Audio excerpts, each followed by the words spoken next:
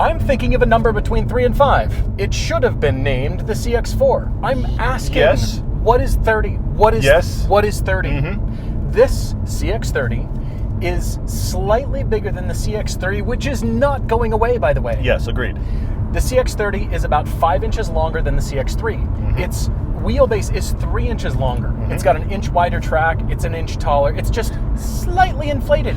So as to not be the same size as the CX5. Right, because it's between the 5 and the 3, which you the would number think. right in there, There there's only number. one. There is a number there, you're number. right. That could have gone with it. I don't understand. What number is that? Because that's weird. If they name this the CX30 and then indeed come out with the CX4, they've even sliced that market segment even more thinly. You're right. Well, but then they could do the CX4 and a CX40. Don't do that. Mazda, you've got 2 more opportunities between here and the CX5. 2 more. Don't do that. You're watching Everyday Driver. We make a TV show, podcast, and YouTube channels dedicated to great cars, driving adventures, and helping you find a car you'll love. Subscribe and hit the bell so you don't miss a thing. Got to stop worrying about math because I am not a math wizard and it's freaking me out. Yeah. But ultimately, what we have here is a new size, newly introduced to the US, is this CX30, which, to be honest, first impressions, I really like it. You know what? It's really the running like it. gear. The other thing about the CX3, CX30 problem is that this is actually the running gear of the Mazda 3. Well, so every if you're going to part make on here can be attributed to some other model. So if you're going to make essentially the SUV version of the Mazda 3, that's actually not the CX3. The CX3 is like some Mazda 2 stuff, some Mazda 3. It's the inflated Mazda. So okay, we have to stop worrying about the positioning. This could be the Mazda 3 SUV, but I'm going to go completely elsewhere in the market to the Mercedes GLA for a second. Okay, all right. This is like the Mercedes GLA in that this really isn't an SUV CUV. It's a hatchback. I am glad you brought that up. It is a slightly lifted hatchback being sold as a CUV, and as a result, honestly, just like the Mercedes GLA that we really like, this can actually be discussed in terms of, is this a good hot hatch? Even more than it can be discussed in, is this a good CUV? Now, this also puts it directly square facing the Subaru Crosstrek, which is a hatchback. Slightly, now that's a hatchback. I don't care how they sell it. That is a hatchback. These cars up. So there's the Crosstrek, and then of course the one we also drove recently that we also like. These are the big 2 that I want to discuss. The Crosstrek is one, and the other one is the Kia Seltos we recently drove. The Seltos, this is in that competition. Yeah. We really like the Seltos. Now the Seltos is a dual clutch and a smaller engine with a turbo that has almost the same power as this because it's that workworkhorse engine. So, it's 2.5 liter with 185 horsepower and torque. Or 186 or 187 or 184. That has been their workhorse engine in the 3s and 5s forever. This is naturally aspirated at a 6-speed, so fewer gears, naturally aspirated. It feels faster because that turbo. Yeah, it gives more of a punch in the Seltos. Yeah. But honestly, I think this kind of makes the CX3 irrelevant because it gets just enough added to the back seats to be a usable 4-seat car. The CX3 is very small in the back, and Mazda positions that as your urban runabout.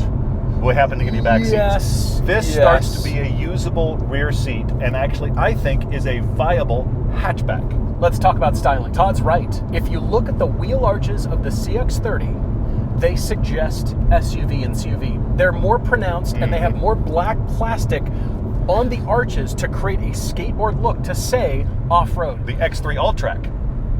That's what it could be. It could be the X3 All. No, sorry, go on. I'm sorry. However, on top of that, if you removed that skateboard platform and just blocked it off with your eyes and looked at it from a side view, the top of it is really a small, low-profile hatchback. It's good looking. Yes. Mazda does some of the best surfacing. As a matter of fact, this is the second model of the newly revised Kodo styling, which is vitality to surfaces and forms, and Mazda knows surface development. What they do is they do it with highlights. You know, they just create a different surface and you watch the highlight shift down the car.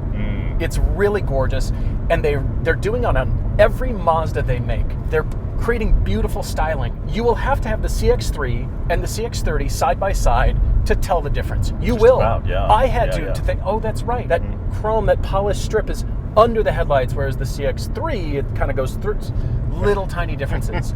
But from a stylistic standpoint, this is kind of going backwards from CUVs. It's kind of going to a lower sedan coupe, much more hatchback. kind of hatch, yeah, totally. on top of a CUV. I'm noticing we're sitting lower in this, more towards a car, Yes, more we towards are. the Yes, we are. actual Mazda 3 than any other Mazda CUV. Yes, and back to that hatchback thought I'm having.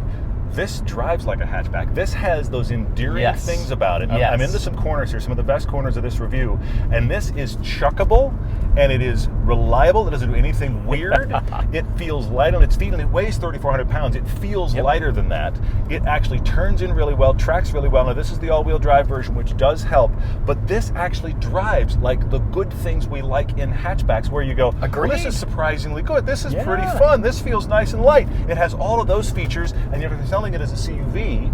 I think if you're shopping in this category, this is the driver enthusiast that's hiding in this category. I couldn't agree more. Now, I will say, if you take a corner really fast and you push pretty hard, you can tell that this has a torsion beam rear axle. Now, the current Mazda 3 does as well. It will hop. It will get a little skittish in the corner with the back end, but that has directly to do with the torsion beam. Now, you're not going to normally notice, but occasionally you might. You're going to be like, what is that weird thing it did in the corner? And that's the torsion beam kind of hopping a little bit. You do feel like that judder hop a kind little of thing. bit occasionally, but again, we don't drive like most people are going to drive these. If you drove this in a normal city commute situation, I think you'd find, I haven't used this word in forever, it'd be zippy.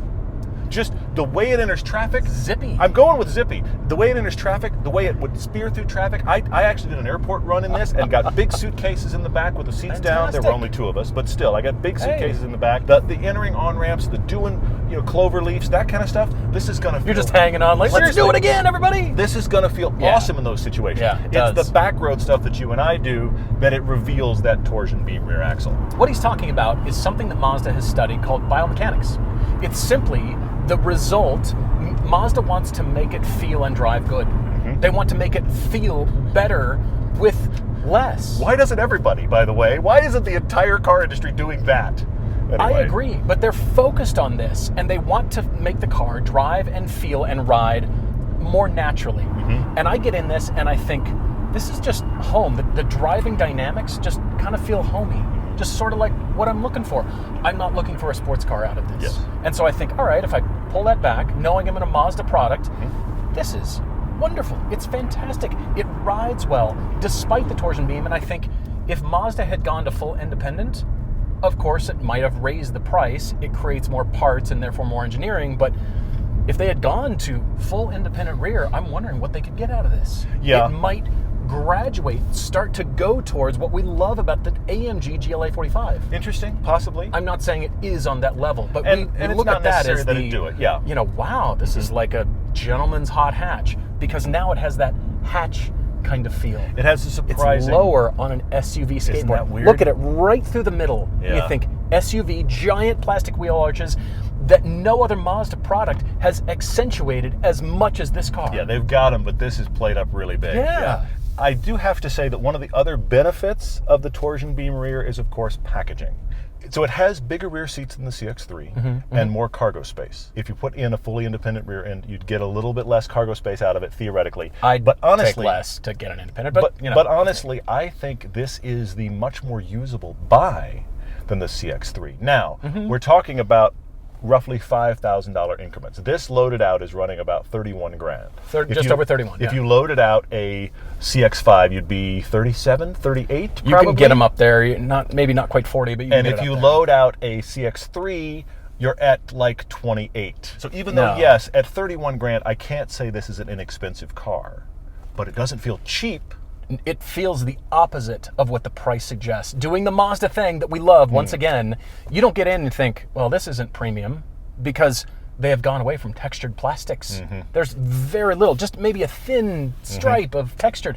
Everything else starts to feel sort of like, well, how much did you pay for this? Yeah. Look at the way the seats feel. And back to that Seltos or the Crosstrek. This is a totally different class of interior than either of those, and they are roughly the same price point, and they are in the same category. Now, the Seltos has more space, so does the Crosstrek. The Crosstrek is more rugged than this, for sure, and it just has a try anything. But this is the premium luxury feel, and if you're commuting, you want to sit here. I agree.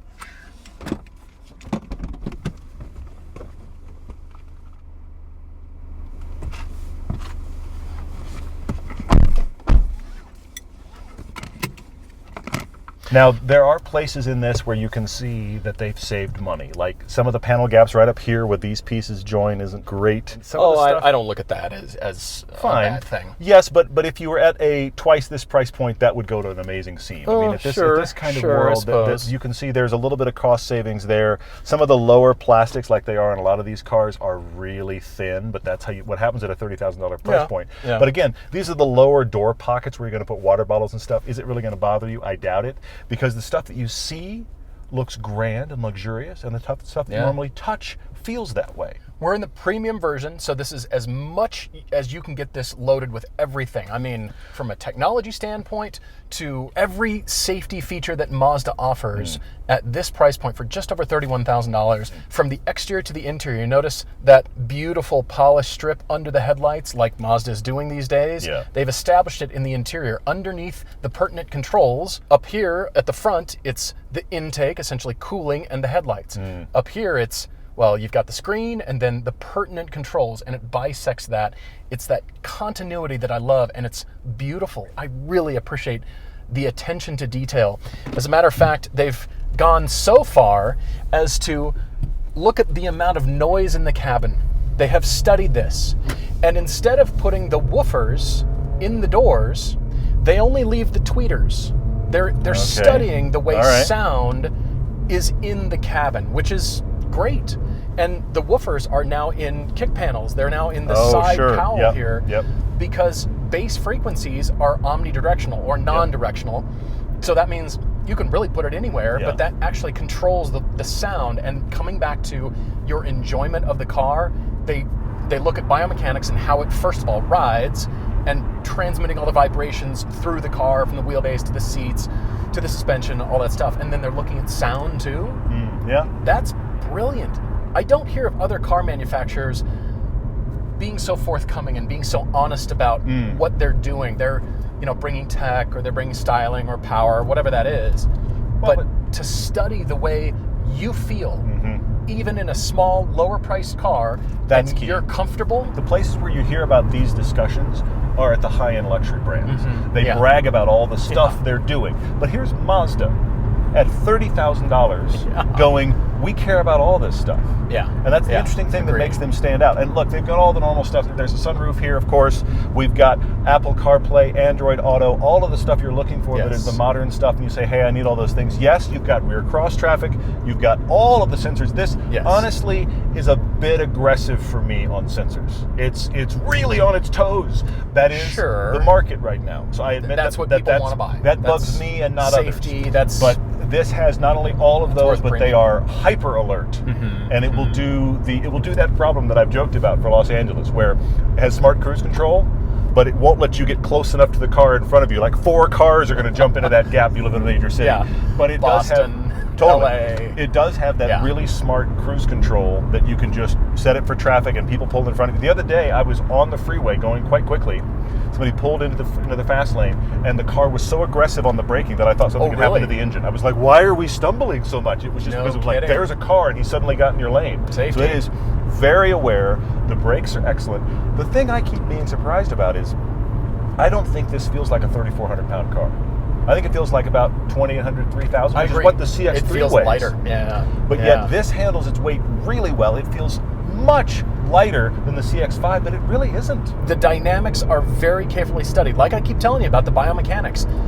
It's actually a thing. They're not just talking marketing stuff and be like, okay, well, we got to sell cars based on something here that differentiates ourselves. What could that be? Let's see, dictionary. No, they're studying it. So when you go into sport mode down here, you can shift yourself.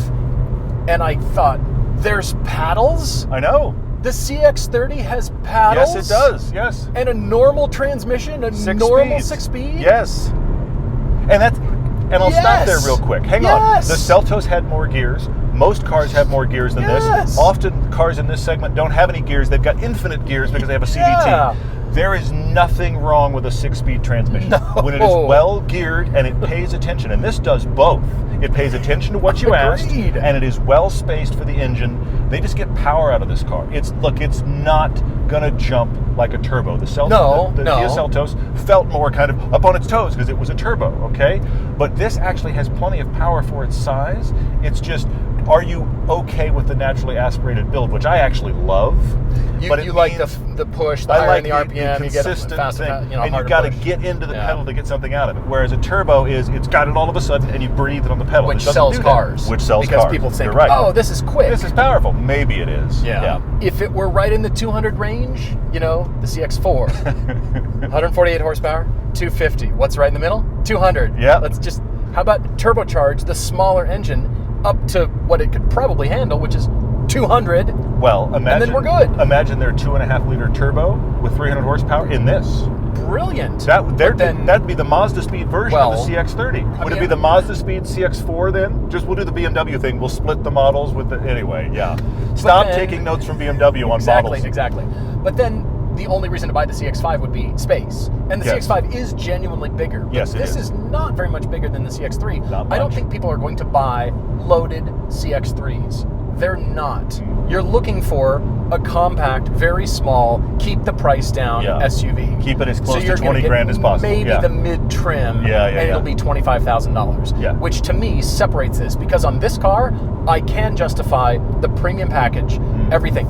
You get a heads-up display. It's great. You get a power tailgate. Yeah, You get paddles, a real transmission. There's no auto engine shut-off at the stoplight feature. It's like Mazda's paying attention to the drivers, even though you're forced to buy a CUV because you need space, you've got a dog, you've got family, whatever, you've got to commute. Now, speaking of commuting, this isn't the best gas mileage ever. True. In the fully loaded premium CX30, combined, it's about 27 miles to the gallon. Yeah. That's okay. Yeah. It's okay. I think in this segment, that is an important number that people will shop for. I think you and I don't really care. We don't really care, But I'm just saying, it is a number that people will care about, and it's not the greatest, but you know what? For everything else you're getting, let that go, because But I'll give you this. I'm willing to sacrifice miles per gallon if the car you gave me was fun. If it's not fun anymore, here we go. I need it to either be incredibly utilitarian, and I can't believe all of the hordes. I can put like soccer teams in it, and then I don't care about gas mileage. Right. Or it isn't fun to drive, and now I need the gas mileage to be stellar. This is genuinely fun, though. Here's what you can do. You can tell mom and dad, oh, I just bought an inexpensive, very nice CUV for my commute. And yet you don't have to tell them it's fun. I bought it because it's a hot hatch, and I'm having a blast. Look at this. We've got a corner coming up. Yep. All right. It's still a CUV. It is, yes. Down to second. Oh, come on, second. Wouldn't do it. It wouldn't do it. It would over-rev. But nevertheless, look at that. But that, honestly, this is not It'll CUV hang on. handling. It isn't. No, it's not CUV handling. It does better. And this has got just tires. This is not like we put big performance tires on it. It's got normal all-season tires. Black things that touch the road. Okay, it still wouldn't go down into second there, but I'm not surprised. Third, it'll hang on. That's a lot of handling for this little car. That's not bad. Yeah, that's really surprising. This is an oversized hatchback. It is a hatchback. With giant plastic wheel wells. So is the Crosstrek. So is the Seltos. That's what this market segment is. They're hatchbacks that are slightly lifted, so we can say, oh no, it's a CUV. But let's embrace the fact that we actually, as a culture, like hatchbacks. We were told we can't like them because they're wagons. Right. So we jacked them up and said CUV, and now we like them again. They're hot hatches. But this is a great example of design, styling, and engineering tugging on buyers' heartstrings to suggest CUV. Oh, yeah. And then you think, well, this drives better, and it's not really CUV, even though that floor, you've got genuine space back here. Yeah. So that rear floor is raked just a little bit. They're thinking about passenger comfort back there. Yeah. And it is tall enough. If this were any shorter, proportionally, Todd and I couldn't fit back there. You're right. Honestly, you should buy yourself a hot hatch. It's called the CX30. That's great.